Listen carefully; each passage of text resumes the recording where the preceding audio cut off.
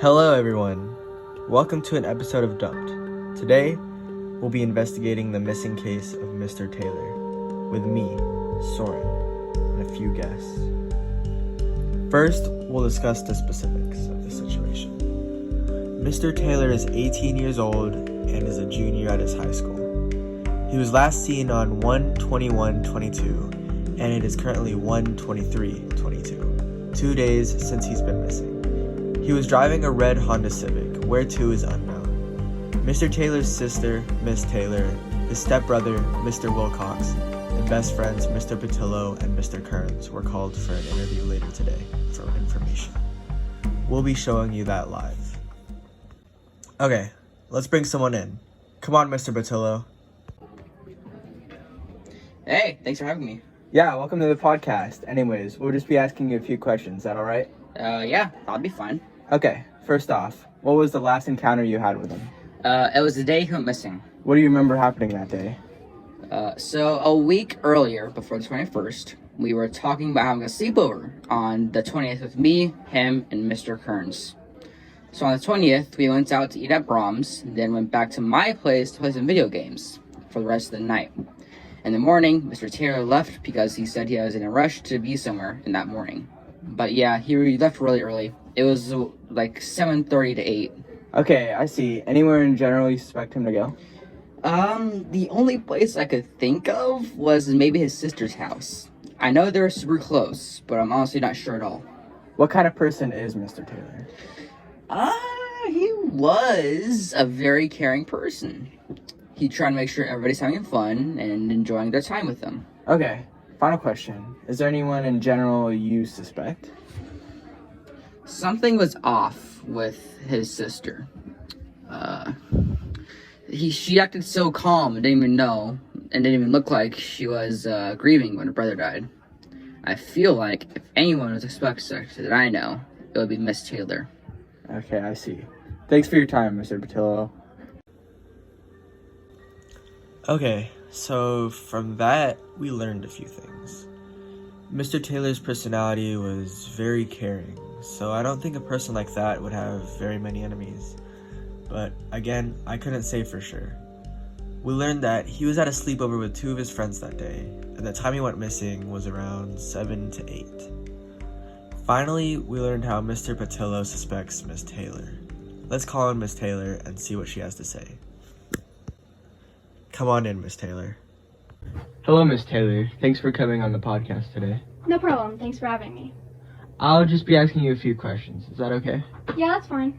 Okay, first question. When was the last time you remember seeing Mr. Taylor? He came to my house the last day he was seen, and we baked some cookies. The thing was, he kind of looked sick, and it looked like it was getting worse and worse until he eventually left in a rush. Anything else, Dad? No, nothing else. What time was it when you last saw him? He came to my house around 6 a.m. and left around 7 a.m. That couldn't be possible, though. He was at a sleepover around that time. He wasn't. He was at my house. That's not what I heard from Mr. Patillo. Then he's lying. He's been acting weird ever since my brother disappeared. I see. What has he been doing? He's been acting so nervous about everything. Just been pacing everywhere, and every time I want to go over to his house, he says no, and blocks my view of the inside of his house from the door with his body. Final question. What kind of person was Mr. Taylor? He was loud but respectful. Pretty clumsy, but in general, a nice person. Okay. That'll be all for now, Miss Taylor. We'll call you in if we need you again. Thanks for your time. It's no problem. Okay, so we learned a few more things from the interview. Either Miss Taylor or Mr. Patillo is lying about something in their story, or maybe they just have something messed up. We learned more about Mr. Taylor's personality, him being respectful and clumsy, but a nice person, and pretty loud. We also learned about some type of sickness that Mr. Taylor might have had. Finally, both Miss Taylor and Mr. Patillo suspect each other as the culprits. Anyways, let's call the next person. Come on in, Mr. Wilcox. Hey, welcome to the podcast. Thanks for having me. So, just a few questions for you. First, when was the last time you saw Mr. Taylor? He came around my house on the 21st. It seemed like he was in a rush to get to the medicine cabinet in the bathroom.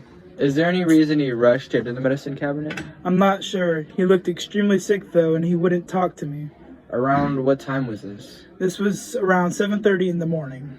Okay, I see. What happened after the medicine cabinet thing?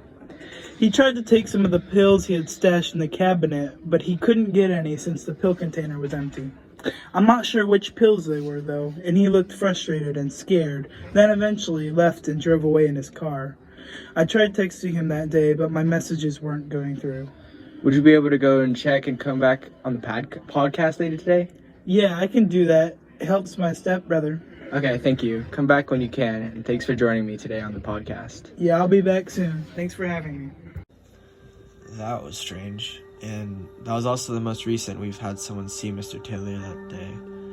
The other strange part was, what was Mr. Taylor's intentions? Why was he going towards the medicine cabinet? What was the medicine that Mr. Taylor was trying to get?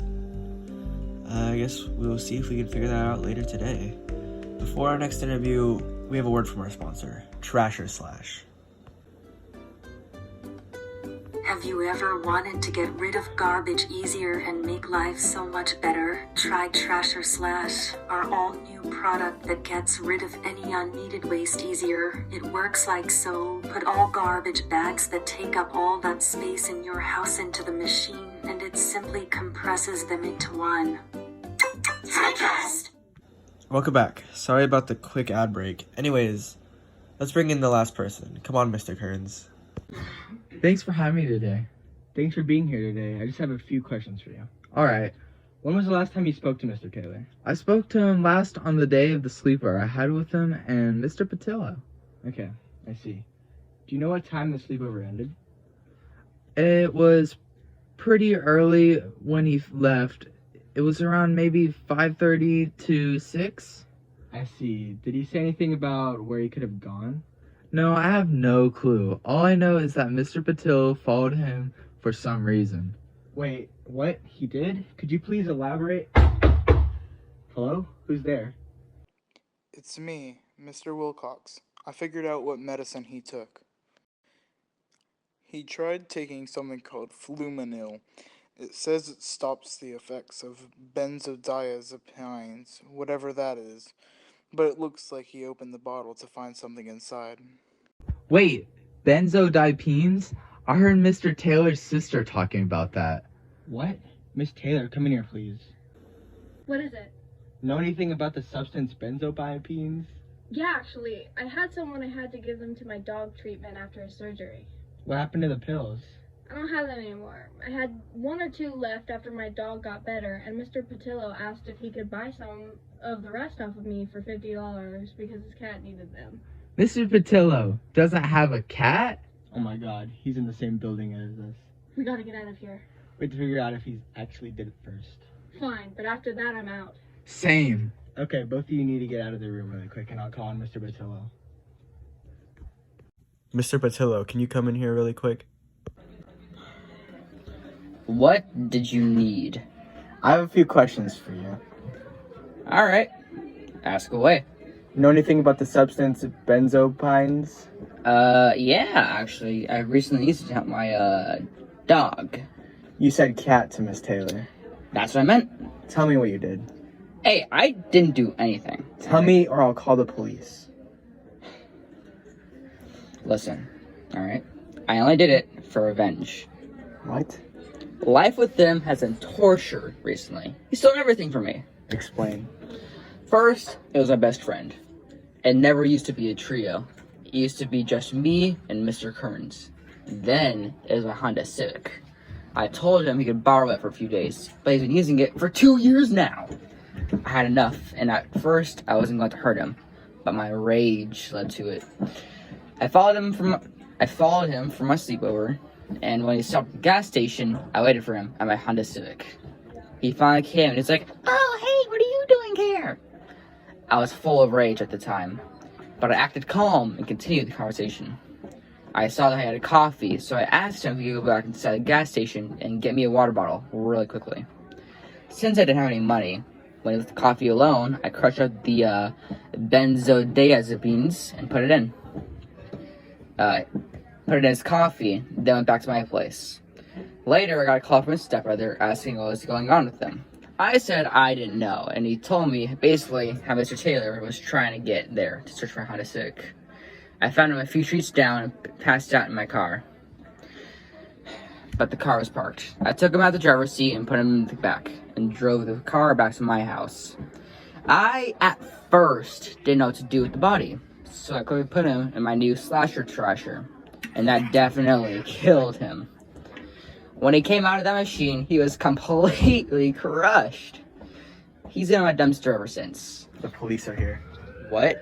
Goodbye, Patillo. That was a crazy day. Mr. Patillo has gotten life in jail, and Mr. Taylor's friends and family are grieving. They found the body in Mr. Patillo's dumpster, as he said. At least we captured that monster. That'll be the end of the episode, and what a crazy day it's been. Thanks for watching another episode of Dumped. We'll see you again another time. To Jacob Taylor, Brooke Taylor, Connor Kearns, Kale Patillo, Cameron Wilcox, and AI voice generator.